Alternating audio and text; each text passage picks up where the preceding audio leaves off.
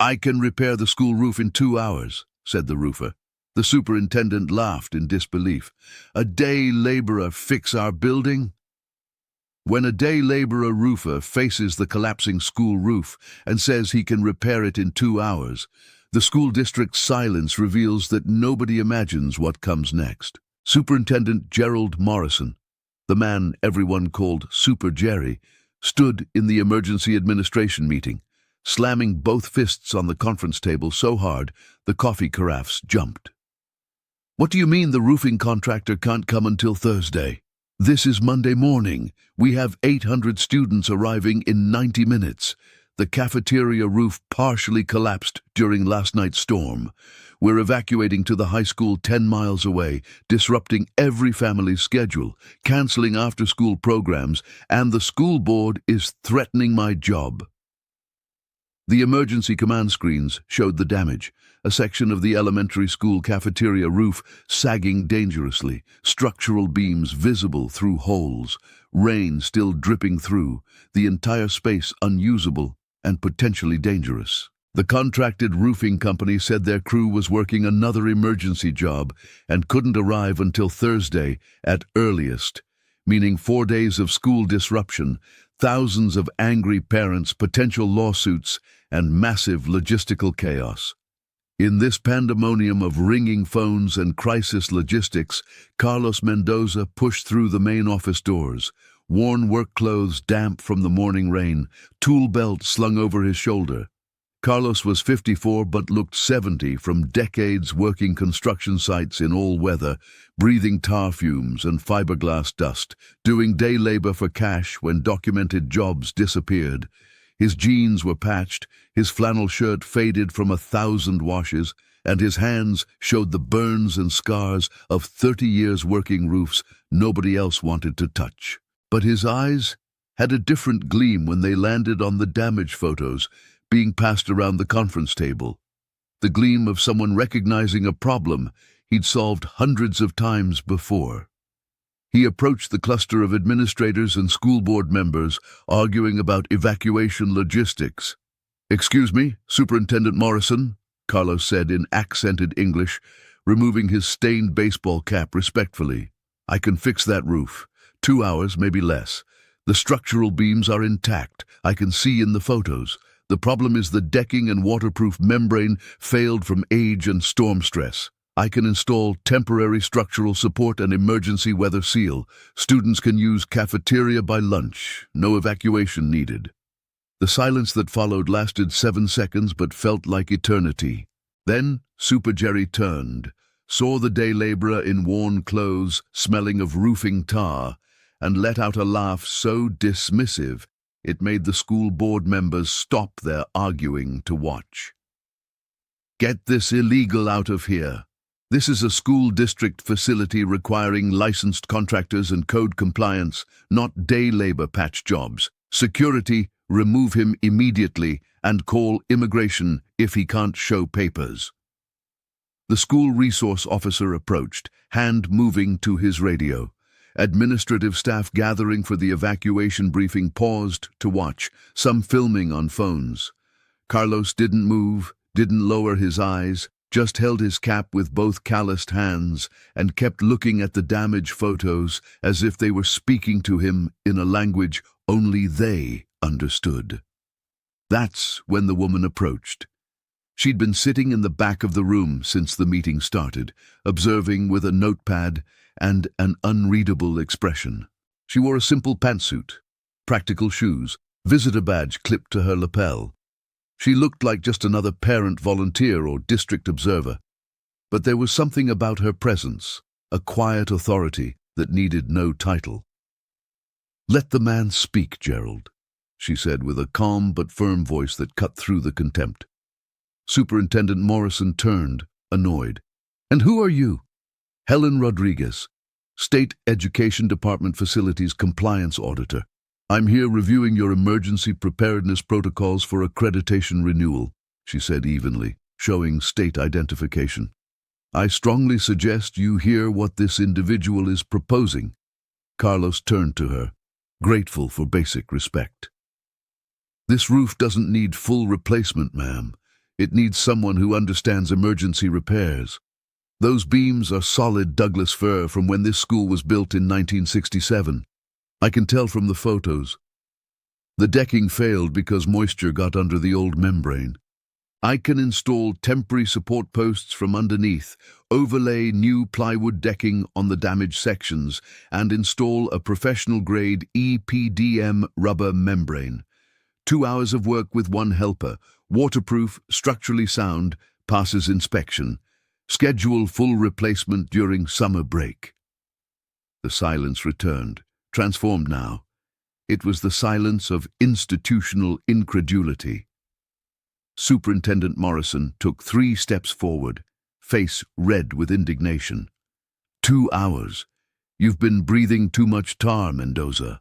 Our licensed contractor said this requires complete structural assessment and full roof replacement, weeks of work. You probably don't even have legal work authorization. Leave immediately, or I'll have you arrested for trespassing on school property. But Carlos didn't look at Superintendent Morrison. He looked only at Helen, straight in her eyes, with a serenity that disarmed professional skepticism. I only need basic materials, support posts, plywood sheets, EPDM membrane, and roofing adhesive. I can buy it at Home Depot 5 minutes from here with my own money if needed. I owe this school nothing. I just want to help. These kids deserve their cafeteria, their routine, their normal day. Those last words hung in the tense conference room air. Helen Rodriguez, who wasn't actually state education but Maria Rodriguez, the newly appointed state school's chancellor, conducting anonymous district leadership evaluations before her public announcement, felt something catch in her throat. Not pity, recognition.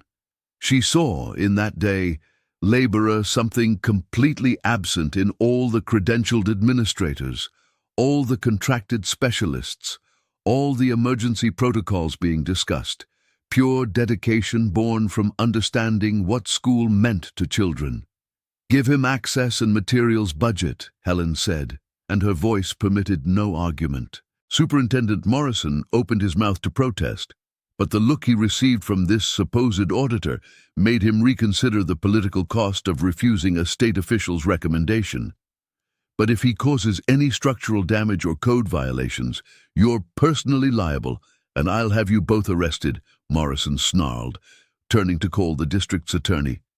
Carlos grabbed his tool belt and headed for the maintenance supervisor's office to get building access. Helen followed, carrying a safety vest and clipboard. They walked through empty hallways in silence, past colorful student artwork on walls, past small chairs and cubbies, past the innocence that would be disrupted by evacuation. When they reached the cafeteria, the damage was worse than photos showed. A sagging section of roof with visible holes, water pooling on tables, the smell of wet insulation, structural danger visible to anyone with experience. Carlos approached without hesitation, studying the beams, calculating loads, assessing the repair with experienced eyes.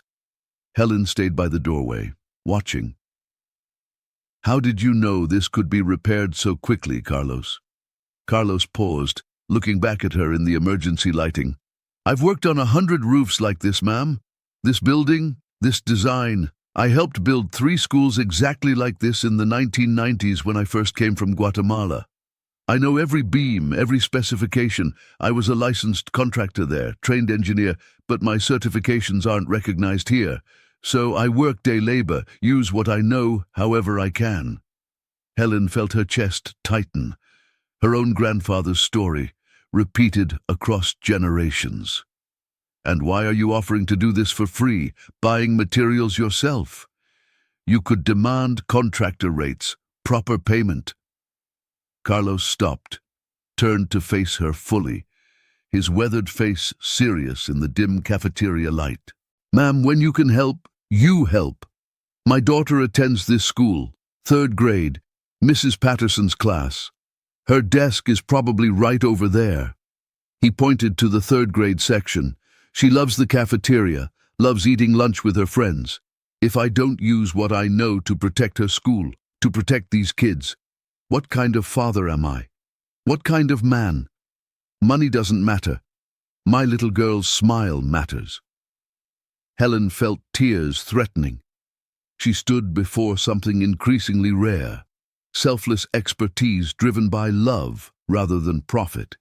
In that instant, she made a decision that would change two lives and potentially transform how the entire state valued practical knowledge. The morning brightened outside. Carlos was measuring support posts when the sound of expensive trucks echoed in the parking lot. 3 commercial vehicles pulled up, company logos gleaming, followed by a luxury pickup. Out stepped a man in his 50s, immaculate hard hat, designer work clothes, carrying an iPad, and surrounded by crew members in matching uniforms. "Superintendent Morrison," he called through the cafeteria windows. "It's me, Donald Price from Premium School Roofing. Heard about your emergency and rearranged our schedule to squeeze you in." Superintendent Morrison practically ran from his office like salvation had arrived. Donald adjusted his gold-framed safety glasses and smiled with the confidence of someone who'd never failed because they only took guaranteed high-profit school contracts. "We're the district's preferred contractor. Brought our engineering assessment team and can have a temporary roof installed by Friday and full replacement scheduled for spring break. Our emergency rate is $240,000 for temporary measures, full replacement quoted separately." He noticed Carlos through the windows, already inside setting up support posts with basic hand tools. And who's that guy working inside our job site?" Superintendent Morrison let out a nervous laugh. "Oh, that's just a day laborer claiming he can fix it in 2 hours with some patch job, probably illegal. But this state auditor insisted we let him try." Donald looked at Carlos with the particular condescension that expensive contractors reserve for day laborers. "Sir, school facilities require licensed contractors, engineering stamps, and strict code compliance. You could create liability issues or endanger students. This isn't patching a shed. This is a public school." He gave a dismissive wave and was about to enter the building when Helen stepped forward and blocked the doorway. "Donald Price, is it?" Helen asked, voice calm but carrying unmistakable authority. "Yes, ma'am. Owner of Premium School Roofing, licensed in 12 counties, exclusive contractor for 18 school districts. I'm the state facilities compliance auditor," Helen replied. "And state protocol requires observing all proposed solutions before authorizing $240,000 in emergency expenditures from education budgets." Donald blinked, surprised. "With all due respect, ma'am, that individual doesn't have contractor licensing or insurance. Look at him, using day labor methods on a public school. He could void our insurance or create code violations." Before anyone could respond, Donald was deploying his assessment equipment, taking structural measurements, running engineering calculations on tablets. His crew worked with corporate efficiency, and parents dropping off students gathered to watch, filming the impressive professional operation. Carlos just took a deep breath, installed his support posts to stabilize the sagging section, and started laying new plywood decking with practiced precision. No anger on his weathered face, just ancient sadness from seeing the same pattern repeat for 30 years. Money confusing expensive with effective, credentials dismissing actual expertise. Helen stayed in the cafeteria doorway, holding Carlos's spare tools and water bottle. "Aren't you going to defend your approach?" Carlos shook his head, nailing down plywood. "Don't need to, ma'am. The roof will speak for me.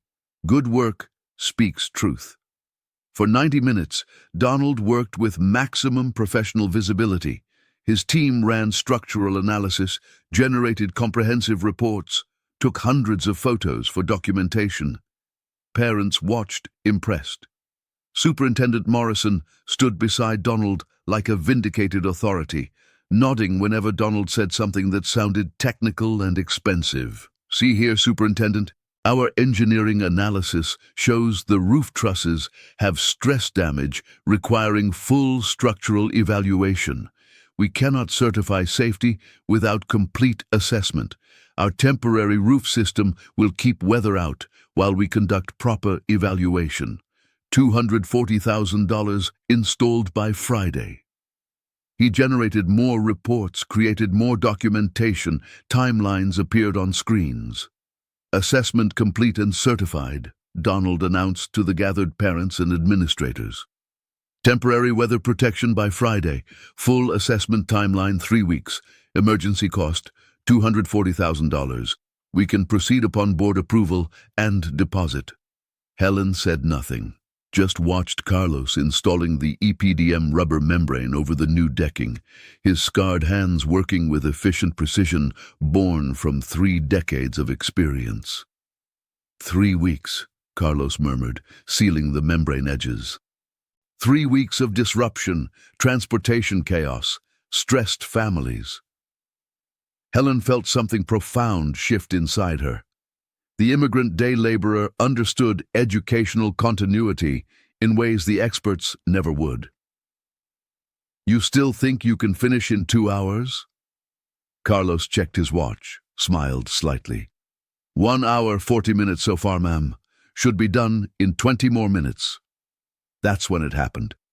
Donald, wanting to demonstrate technological superiority, decided to use his thermal imaging camera to document heat loss through the damaged roof for the engineering report.